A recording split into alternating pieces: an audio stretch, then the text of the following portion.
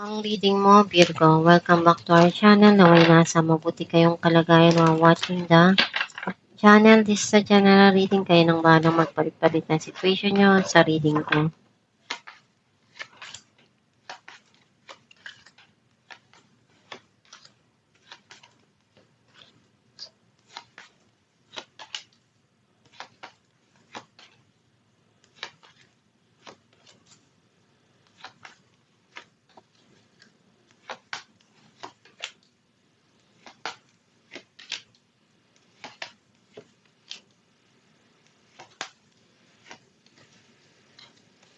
At the bottom of the deck, Knight of Cups. I feel like ang nasisense ko na energy mo, nakikita ko na andun yung pagmamahal mo na gusto mong ipakita dun sa taong mahal mo o dun sa pamilya mo.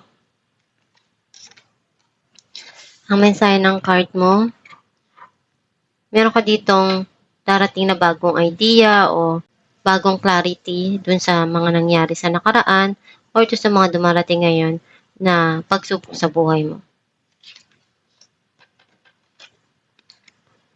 Gusto mong lumipat ng lugar o ng tirahan? You're thinking about to invest either sa business or career. Some of you gusto mong mag-invest ng effort mo dun sa taong mahal mo or dun sa pamilya mo. Meron ditong situation na feeling mo may tao na gumagawa sa'yo ng hindi maganda or meron kang kailangan ditong pagdesisyonan na kailangan dun sa sitwasyon.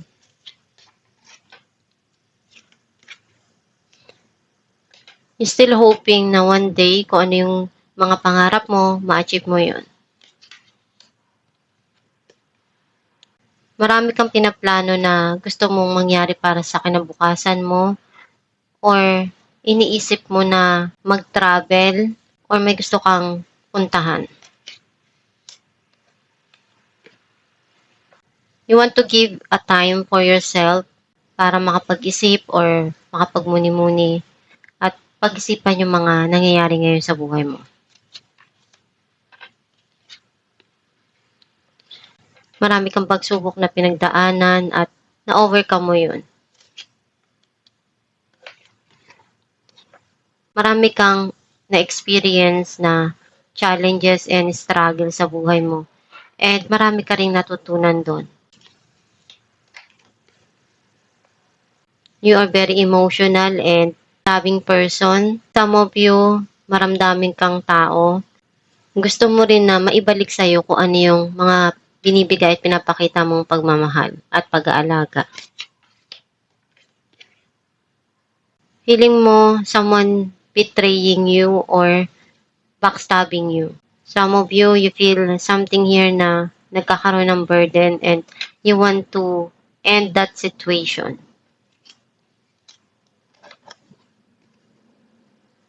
May mga kailangan ka ditong iayos at itama at hindi ka magdadalawang isip. Gagawin mo kung ano yung kaya mo at kung ano yung kailangan doon sa sitwasyon.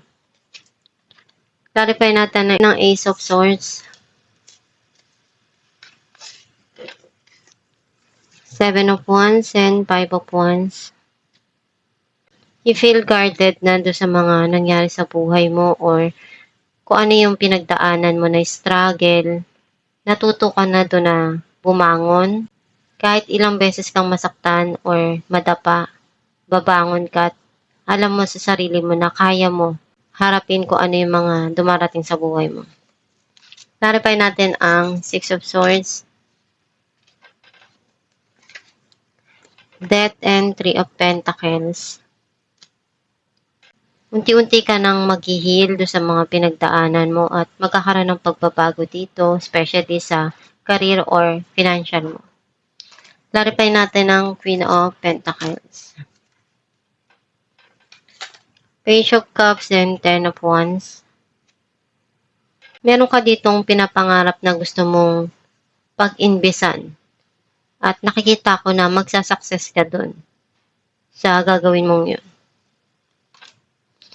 Clarify natin ang The Moon.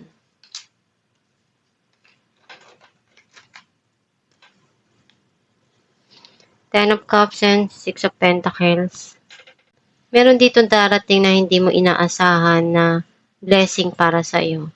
And ito yung magpapasaya sa iyo ng long term or matagal mo na tong gustong makuha.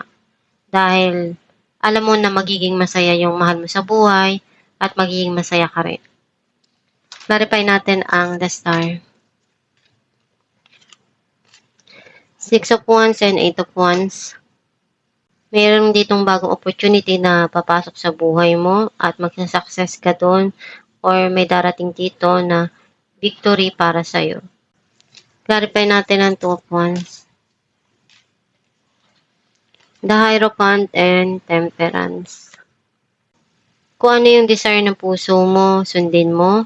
Kailangan mo lang habaan yung pasensya mo, huwag mo padalos-dalos sa mga desisyon. Clarify natin ang Four of Swords. Page of Pentacles and Two of Swords. Meron ka ditong binabalak na umpisahan, pero urong-sulong ka. Clarify natin ang Two of Swords. Two of Swords and the Magician. Gagawa ka ng paraan para sa mga pangarap mo na ma-achieve mo yun. Some of you, kung ano yung mga pinagdaanan mo sa nakaraan, gagawa ka ng paraan para hindi na yun mangyari ngayon sa buhay mo. Clarify natin ang the Chariot. King of Cups and Six of Wands. May parating na tao dito na ipapakita niya yung pagmamahal at nararamdaman niya sa'yo. Clarify natin ang Queen of Cups.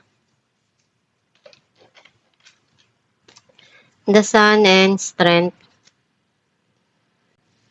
Yung mga pinagdaanan mo sa nakaraan, iyon yung nagpatibay sa'yo and unti-unti ka nang nag-heal dun sa mga naranasan mo at nangyari sa buhay mo sa nakaraan. Clarify natin ang Ten of Swords. Five of Wands and Eight of Cups. Gusto mo nang kalimutan yung mga nangyari sa nakaraan na para sa'yo nagkaroon doon ng struggle o hindi maganda. Clarify natin ang Queen of Swords. Ten of Wands and Four of Swords. Kung ano yung success na meron ka, gusto mo na itago lang yun sa sarili mo, ayaw mo nang ipaalam yun sa iba. Ang mahalaga sa'yo, nakukuha mo kung ano yung mga pangarap mo. Alamin natin kung ano mensahe para sa'yo.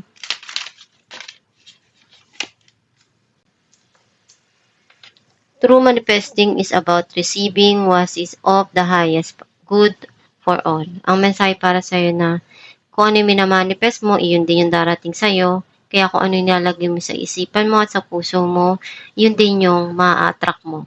Basta maging positibo ka lang sa pananaw mo sa buhay, yun din yung darating sa'yo. At gawin mo kung ano yung makakaya mo sa mga dumarating sa buhay mo para ma-achieve mo kung ano yung mga pangarap mo. And magdasal ka lang palagi. Nandiyan ang Diyos Ama para tulungan ka at gabayan ka sa mga pinagdadaanan mo. At itong yung reading, Virgo, kung nakaresonate ka, kindly comment down below. Thank you for watching.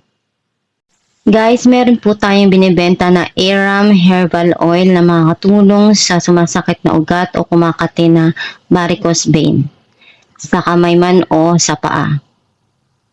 Ipahid sa gabi bago matulog at i-massage. And nakakatulong din siya na mag-fade ang iyong varicose vein. Ipahid 2 times a day at i-massage araw-araw. Gawin mo ito araw-araw para mag-fade yung varicose mo. Kapag masakit yung kamay mo, pwede mo rin siyang ipahid sa gabi at i-massage mo para pagising mo sa umaga, marirelieve na yung pain na naramdaman mo. Pwede kayong umorder sa Shopee or sa Facebook. Meron po tayo dong page na Star Shines. I-message nyo lang yon or mag-check out kayo sa Shopee.